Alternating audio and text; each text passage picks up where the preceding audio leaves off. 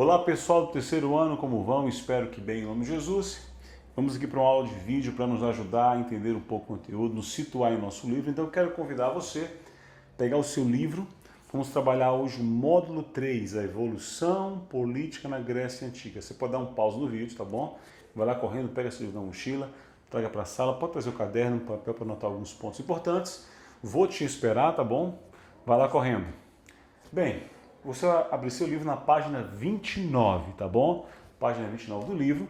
Vamos trabalhar um pouco sobre a Grécia, como se formou a Grécia. Nós teremos mais ou menos umas 2 aulas sobre esse conteúdo, então eu quero que você fique ligado aqui. Primeira coisa importante é você entender o seguinte: não existia um grande império grego. Você não vai ter dentro da Grécia uma estrutura como nós tínhamos em Roma, que virou um grande império. Vocês têm sim uma civilização grega, mas constituída em cidades e estados, as chamadas polis. Polis eram cidades que se autogovernavam, eram cidades que tinham o seu código de leis, tinham o seu exército, tinham sua política com definições bem claras.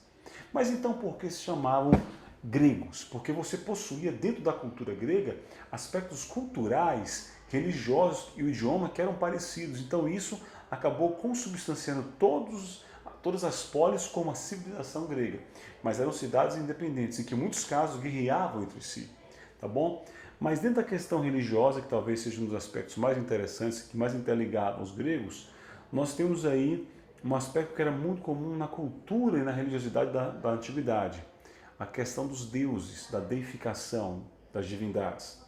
Na antiguidade nós tínhamos 3 tipos de deuses, ainda tem alguns povos que têm essa questão hoje, mas eram deuses antropomórficos, primeiro, deuses antropomórficos, segundo, deuses zoomórficos, terceiro, deuses antropozoomórficos. Essas 3 divindades, ou 3 tipos de deuses, marcaram muito a cultura. E vamos lá, os deuses antropomórficos eram deuses que possuíam antropo, semelhança de homens. Os deuses gregos, por exemplo, eram deuses antropomórficos. Eram deuses que possuíam emoções humanas, eram deuses que possuíam traços humanos, tá bom? Eram deuses, seriam mais ou menos seres humanos eternos, que viviam no Olimpo, no céu grego. Você vai ter Zeus, Apolo, Afrodite, Hera e outros, tá bom? Então eram deuses com aspectos humanos, mas divinos. O segundo tipo de deus eram os deuses zoomórficos. Não se tem muito na história grega essa questão de deuses que possuíam traços de animais. O caso dos deuses zoomórficos, zoo vem de animais, seriam somente deuses com aspectos de animais. Alguns povos, por exemplo, você vai ter que adoram a cobra, adoram um rato, então são deuses zoomórficos. E os deuses antropozoomórficos são os deuses que possuem aspectos humanos, aspectos de animais e viram um deus, são deus. O caso de Anubis no Egito, que tinha uma cabeça de chacal, um corpo de homem, mas era uma deusa. O caso do Minotauro, que é cabeça, busto de touro, mas o corpo de homem. Do Centauro, tem um corpo de cavalo e o busto de homem. Então é essa questão que diferencia. Mas na Grécia especificamente você vai ter os deuses antropozoomórficos e tendo Atenas Paternon como a grande deusa maior. No caso de Atenas Paternon, o termo Paternon quer dizer parto não. Quer dizer, Atenas, a deusa que não teve parto. Atenas, a deusa que não deu luz. Então, Atenas, virgem. Se ela não deu luz, ela não estava grávida, não teve relação sexual, então é tida como Atenas, a deusa virgem, Atenas Paternon, tá bom? Mas vamos lá. Dentro da questão grega, como nós vimos, você vai ter aí a existência das polis. Eu quero convidar você a abrir seu livro na página 30, tá bom? Aí fala sobre a questão dos períodos históricos da Grécia. Você vai ter o primeiro período histórico, que vai ser o período homérico. Ainda não existia nesse período as polis. Você vai ter aí um período onde vai ter muita invasão dos dórios, com seus armas de metais, o que vai gerar um êxodo. As pessoas começam a fugir para o campo, as cidades são reduzidas ou aqueles pequenos povoados vão desaparecendo. Então você vai ter uma cultura mais agropastoril, comunidades mais agropastoris.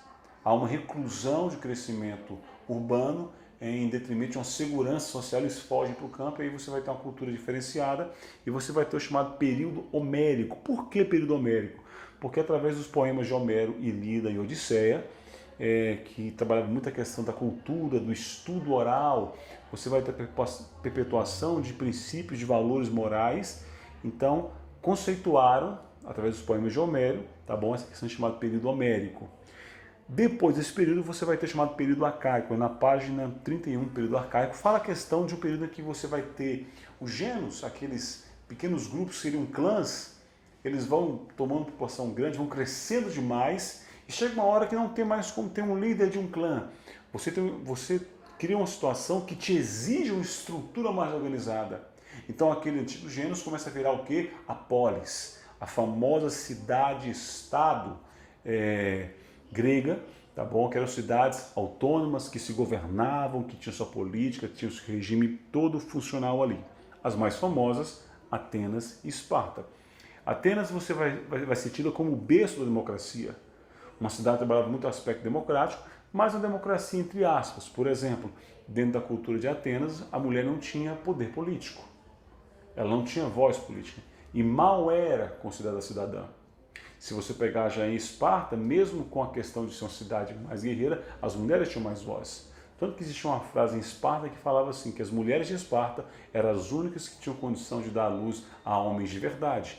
Então as mulheres em Esparta, elas possuíam mais voz política, em muitos casos, do que em Atenas, mesmo Atenas sendo o berço da democracia.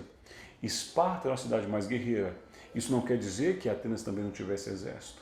Tinha sua cultura, seu exército, mas basicamente essas duas cidades foram as cidades que mais marcaram a cultura grega e tiveram entre elas também choques políticos e choques militares, tá bom? Atenas, uma polis mais democrática, mais política. Esparta, uma polis mais guerreira, tá bom? Mas, mais uma vez, o fato de uma ser guerreira, a outra ser mais política, não quer dizer que a política não tinha exército ou não tinha uma boa força militar, como também não quer dizer que a militar não tinha estrutura política organizada. Tinham dentro das suas possibilidades, dentro das suas realidades, tá bom? É só uma apanhada geral. Se você puder dar uma lida no texto, em especial a partir da página 32, eu quero na próxima aula trabalhar com vocês alguns pontos sobre a sociedade grega antiga e fazer aprofundar mais em Atenas e Esparta, tá bom? Que Deus possa te abençoar, que Deus possa te guardar em nome de Jesus. Até mais.